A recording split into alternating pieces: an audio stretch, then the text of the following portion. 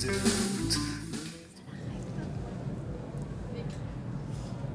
à tous, je vais juste demander à notre technicien de retirer ce qui est à l'écran actuellement.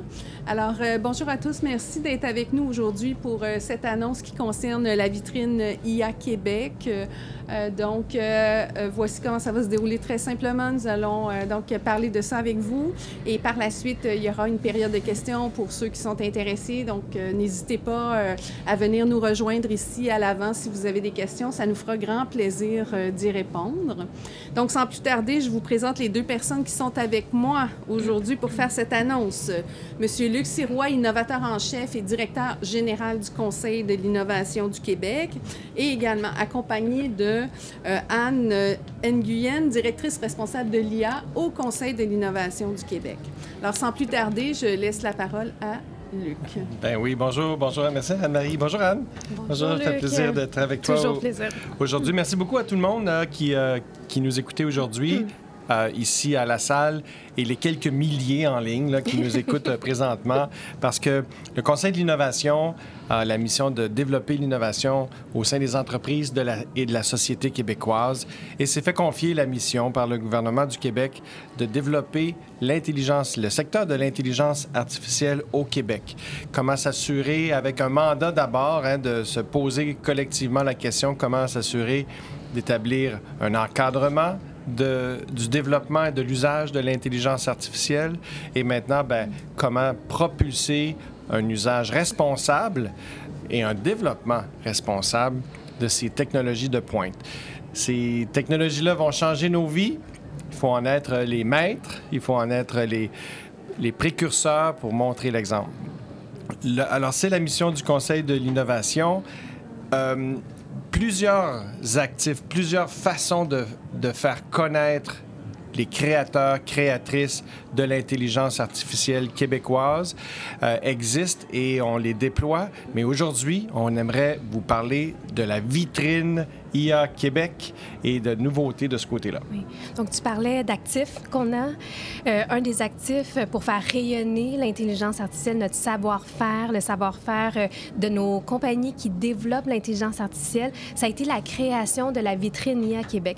La vitrine IA Québec, c'est un endroit où est-ce qu'il y a un répertoire de 800 entreprises qui sont là pour rayonner, qui sont là aussi pour s'inscrire dans différents secteurs, que ce soit agricole, manufacturier, consultation stratégique en intelligence artificielle. Ils peuvent rayonner présentement dans le répertoire qui est propulsé par la vitrine IA. Cette mission-là, ça devient aussi une carte de visite internationale pour que les investisseurs aussi soient curieux de ce qui se passe au Québec. Donc, on a tout le volet recherche, on a le volet talent, on a le volet entreprise, mais aussi le volet les cas d'usage. Mais si on revient à la mission de faire rayonner les entreprises, aujourd'hui, la vitrine IA, elle est statique. Mais dans quelques secondes, ce qu'on lance en ce moment, c'est Myria. C'est un agent d'intelligence artificielle qui va aider les entreprises à vraiment mieux rayonner sur la plateforme. Et là, on va aiguiser la découvrabilité de ces 800 entreprises-là. Ce qu'on veut, là, c'est qu'on nous trouve. Ce qu'on veut aussi, c'est que les gens qui adoptent l'IA sachent par où commencer. Parce que c'est souvent la question. Fait que c'est des deux côtés. C'est l'aspect pour les entreprises plus facilement se mettre en lumière sur Vitrine IA, oui, et pour ceux qui veulent utiliser ces technologies-là, plus facilement les découvrir. Oui. On va être des cordonniers bien chaussés avec un engin comme Myria.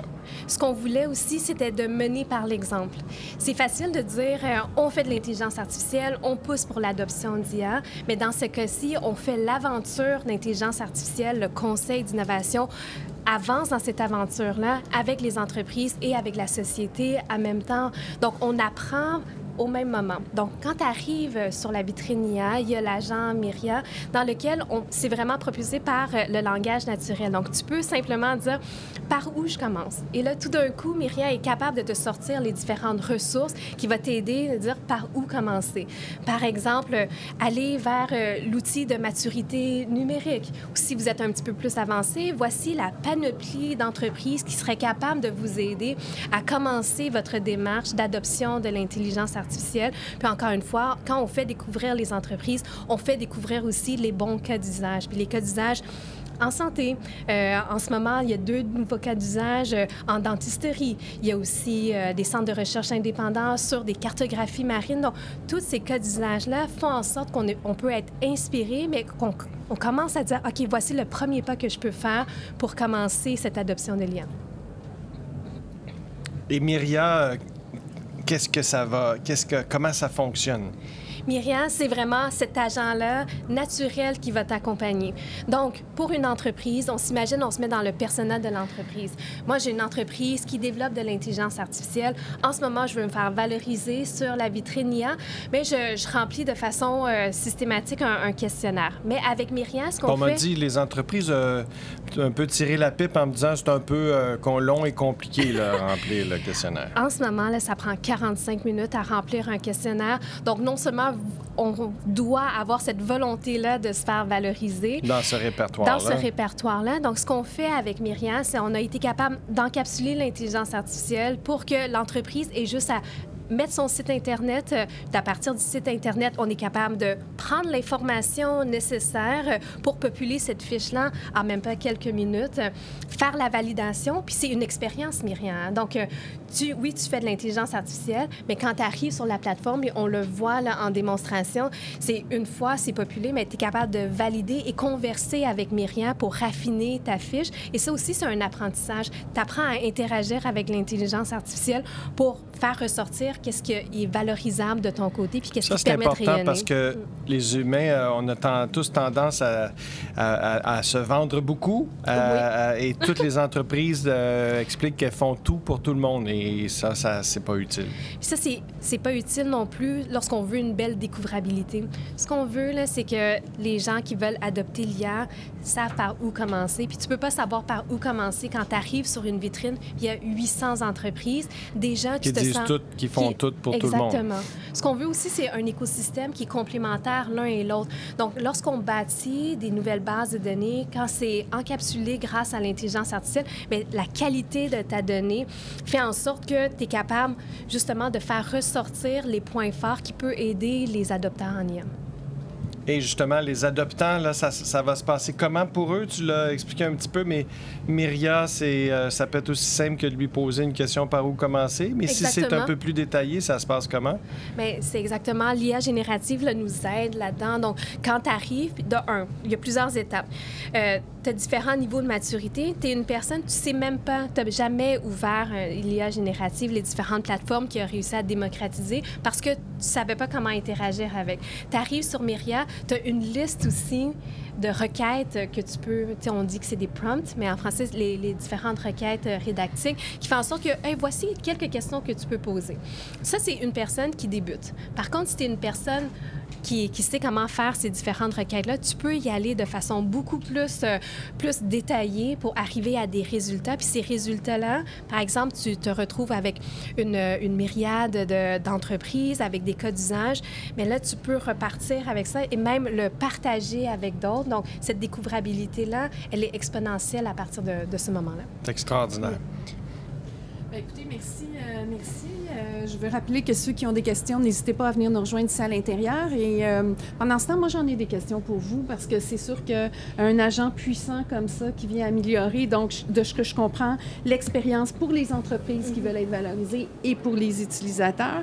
Mais je voudrais vous entendre sur pourquoi c'est important d'améliorer la découvrabilité de nos entreprises québécoises. C'est vraiment une bonne question. Donc, je vais te passer tout de suite après, Luc. Pourquoi c'est important? Oui, c'est vraiment important parce qu'en ce moment, on veut que les gens adoptent l'IA, mais l'adoption de l'IA passe par la confiance. Puis la façon que tu bâtis la confiance, c'est la proximité aussi locale des entreprises. Donc, ces entreprises-là qui sont capables de se faire valoriser sur une plateforme, donc du développement de l'IA du Québec, mais avec un marché interne québécois, ça fait en sorte qu'on développe pour le Québec. Que dire de plus? Hein? On a cette passion de faire valoir nos entreprises, créer un avenir extraordinaire pour la société québécoise, créer de la richesse ici et donc de faire réussir ces entreprises. De la richesse économique, mais de la richesse sociale aussi. Des entreprises qui bâtissent l'avenir à partir d'ici, bien, ça va nous faire grandir. Merci, merci Luc. C'est une excellente réponse et c'est très encourageant. Anne, tu as parlé tantôt là, des entreprises qui sont actuellement valorisées sur la vitrine IA Québec. Moi, j'aimerais savoir quels sont les secteurs qu'on retrouve principalement sur cette vitrine-là. Et moi, là, je suis une entreprise, convainc-moi là, que je dois tout de suite aller sur la vitrine m'inscrire avec l'agent Myriam. Mais en fait, moi, je vais faire un petit peu de côté pour répondre à la question. Le Conseil de l'innovation, ça a tout le temps été aussi un saut de confiance. Donc, pourquoi est-ce qu'aujourd'hui, on a 800 entreprises, malgré qu'on n'avait pas l'agent intelligent? Ils ont voulu se faire valoriser parce que c'est un saut de confiance qui est dans un répertoire géré par le Conseil de l'innovation.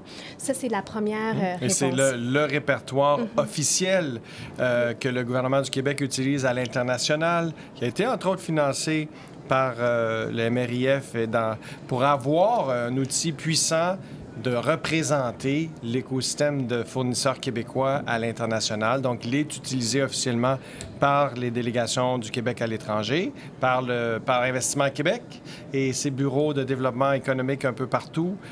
C'est donc la façon de s'assurer d'être découvert par les agents qui nous représentent partout dans le monde. Ça, c'est une des façons.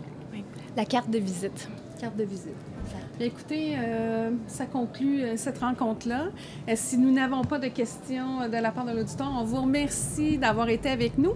Je vais vous rappeler que Luc et Anne sont disponibles pour les médias pour des entrevues. Donc, venez frapper à ma porte et on va organiser ça. Et puis, on vous remercie à tous et on vous invite, en fait, à découvrir Myria, qui est en ligne actuellement. Donc, allez-y, vitrine IA Québec. Merci. Merci beaucoup à vous. Merci, Anne-Marie. Merci.